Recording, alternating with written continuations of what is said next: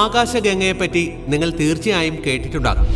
അതെ, 20,000 കോടി നക്ഷത്രങ്ങൾ കൊണ്ട് നിറഞ്ഞ ക്ഷീരപഥം അഥവാ മിൽക്കി വേ എന്ന് വിളിപ്പേരുള്ള നമ്മുടെ സ്വന്തം ഗാലക്സി.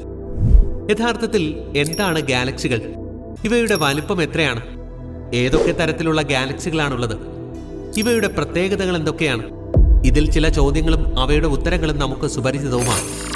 എന്നാൽ നമ്മുടെ ചിന്താശേഷിയുടെ അളവുകോലിൽ പോലും ഒതുക്കുവാൻ സാധിക്കാത്ത വിധം അത്ഭുതങ്ങൾ നിറഞ്ഞ ഈ പ്രപഞ്ചം ഗാലക്സികളുടെ കാര്യത്തിലും നമ്മെ വിസ്മയിപ്പിച്ചുകൊണ്ടിരിക്കുകയാണ്. കൂട്ടുകാരെ, ഞാൻ പറഞ്ഞു വരുന്നത് അൽസ്യൂനിയൂസിനെ പറ്റിയാണ്. 2.4 ലക്ഷം പ്രകാശവർഷം വീതിയുള്ള ഡ്രേക്കോ നക്ഷത്ര വ്യൂഹത്തിലെ പോർഫിറോൺ കഴിഞ്ഞാൽ പ്രപഞ്ചത്തിൽ ഇതുവരെ കണ്ടെത്തിയതിൽ വെച്ച് ഏറ്റവും വലിപ്പമുള്ള ഗാലക്സി.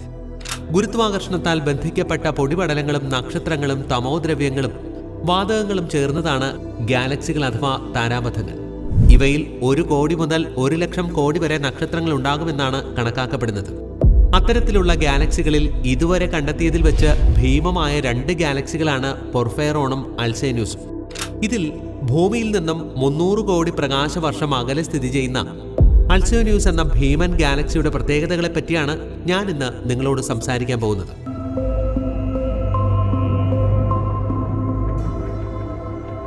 ഭൂമി ഉൾപ്പെടുന്ന, അതായത് നമ്മുടെ സൗരയൂഥം ഉൾപ്പെടുന്ന ആകാശഗംഗയേക്കാൾ 160 മടങ്ങ് വലിപ്പമുള്ള അൽസേന്യൂസ് ജെയിൻ റേഡിയോ ഗാലക്സികളുടെ ഗണത്തിൽപ്പെടുന്നതാണ്. അതായത് അവയ്ക്ക് റേഡിയോ തരംഗങ്ങൾ പുറപ്പെടുവിക്കുവാനാകും. നമ്മുടെ താരാപഥമായ ആകാശഗംഗ 1 ലക്ഷം പ്രകാശവർഷം ദൂരം വ്യാപിച്ചു കിടക്കുന്ന സ്പൈറൽ ഗാലക്സിയാണ്. ആദ്യകാലത്ത് പ്രപഞ്ചത്തിലെ ഒരേ ഒരു ഗാലക്സി ആകാശഗംഗ മാത്രമാണെന്നാണ് വിശ്വസിച്ചിരുന്നത്. എന്നാൽ പിന്നീട് നടന്ന ആധുനിക പഠനങ്ങൾ നമുക്ക് വീക്ഷിക്കാനാകുന്ന പ്രപഞ്ചത്തിൽ തന്നെ ഏകദേശം 10,000 കോടിയിലധികം ഗാലക്സികൾ ഉണ്ടെന്ന് സ്ഥിരീകരിച്ചിട്ടുണ്ട്. പലതരത്തിൽ പല വലുപ്പത്തിൽ വ്യാപിച്ചു കിടക്കുന്ന അനേകം താരാപഥങ്ങൾ. അതിൽ നമ്മളിൽ ചിലരെങ്കിലും കേട്ടിട്ടുണ്ടാകുവാൻ സാധ്യതയുള്ള മറ്റൊരു പേരാണ് ആൻഡ്രോമീഡ. നമ്മുടെ ക്ഷീരപഥത്തിന് ഏറ്റവും അടുത്ത് സ്ഥിതി ചെയ്യുന്ന ആൻഡ്രോമീഡ ഗാലക്സിയെ ചന്ദ്രനില്ലാത്ത രാത്രികളിൽ നഗ്ന നേത്രങ്ങൾ കൊണ്ടുപോലും വീക്ഷിക്കുവാനാകുമത്രേ. എത്ര അതിശയകരമാണല്ലേ! 25 ലക്ഷം പ്രകാശവർഷങ്ങൾ അകലെയുള്ള ആൻഡ്രോമീഡയിലെ വെളിച്ചം ഭൂമിയിലേക്ക് എത്തുവാനെടുക്കുന്ന സമയം ഒന്ന് ചിന്തിച്ചു നോക്കൂ. ഇങ്ങനെ ഓരോ ഗാലക്സികളും വേറിട്ടതും അതുപോലെ വിസ്മയം ജനിപ്പിക്കുന്നതുമാണ്. അക്കൂട്ടത്തിലേക്ക് ചേർക്കപ്പെട്ട പുതിയൊരു അംഗമാണ് ഞാൻ കുറച്ചു മുൻപ് പറഞ്ഞ അൽസ്യൂനിയൂസ്.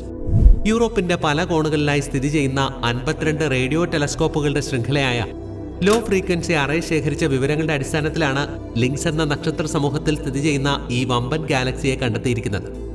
2022 ഫെബ്രുവരിയിൽ മാർട്ടിനോയും സഹപ്രവർത്തകരും ചേർന്ന് അൽസ്യൂനിയൂസിനെ കണ്ടെത്തുന്നതുവരെ IC1101 എന്ന ഗാലക്സിയായിരുന്നു ഏറ്റവും വലിയ ഗാലക്സി എന്ന പദവി അലങ്കരിച്ചിരുന്നത്. ഏകദേശം 1.63 കോടി പ്രകാശവർഷം ദൂരം വീതിയുള്ള അൽസ്യൂനിയൂസ് ഇതിലും 4 മടങ്ങ് വലുതാണ്. അതായത് ഗാലക്സികളുടെ ഒരറ്റത്ത് നിന്ന് പ്രകാശം പുറപ്പെട്ടാൽ മറ്റേ അറ്റത്തെത്തുവാൻ 1.63 കോടി പ്രകാശവർഷമെടുക്കുമെന്ന് അർത്ഥം. 5 മെഗാ പാർസക്കിൽ പരന്നു കിടക്കുന്ന ഭീമൻ ലോബുകളുള്ള അൽസ്യൂനിയൂസിന്റെ കേന്ദ്രഭാഗത്ത് അതീവ പിണ്ഡമുള്ള സൂര്യന്റെ 400 മടങ്ങ് പിണ്ഡമുള്ള ഒരു തമോഗർത്തവും കണ്ടെത്തിയിരുന്നു. ഈ തമോഗർത്തത്തിന്റെ ധ്രുവങ്ങളിൽ നിന്നും പ്ലാസ്മ കണങ്ങളെയും റേഡിയോ തരംഗങ്ങളെയും പുറന്തള്ളുന്ന ബ്ലാക്ക് ഹോൾ ജെറ്റുകളാണ് അൽസ്യൂനിയൂസിന്റെ മറ്റൊരു പ്രത്യേകത. ഇതിന് മറ്റ് ഗാലക്സികളുടെ വളർച്ചയെയും അവയിൽ നക്ഷത്രങ്ങൾ ഉണ്ടാകുന്നതിനെയും വരെ സ്വാധീനിക്കുവാൻ കഴിയും. ഇത് മാത്രമല്ല, അൽസ്യൂനിയൂസ് സ്ഥിതി ചെയ്യുന്നത് സാന്ദ്രത കുറഞ്ഞ ഒരു പ്രദേശത്താണ്. അതുകൊണ്ട് തന്നെ അത് അതിവേഗം വ്യാപിച്ചുകൊണ്ടിരിക്കുകയാണ്. ഒപ്പം അതിൽ നിന്നും പ്രവഹിക്കുന്ന ഊർജവും കാന്തികതയും പ്രപഞ്ച രൂപീകരണത്തിന്റെ പല ഘട്ടങ്ങളെയും തീർച്ചയായും സ്വാധീനിച്ചിരിക്കും. ഇനിയും സ്വാധീനിക്കുവാനുള്ള സാധ്യതയും ഏറെയാണെന്ന് ചുരുക്കം. അപ്പോൾ ഇത്രയൊക്കെ ഉള്ളൂ ഇന്നത്തെ വിശേഷം. ഇത്തരം ഇൻഫോർമേറ്റീവായ വീഡിയോകൾക്കായി ഫൈക്കസ് മീഡിയ ഫോളോ ചെയ്ത് ഞങ്ങളോടൊപ്പം കൂടിക്കോ.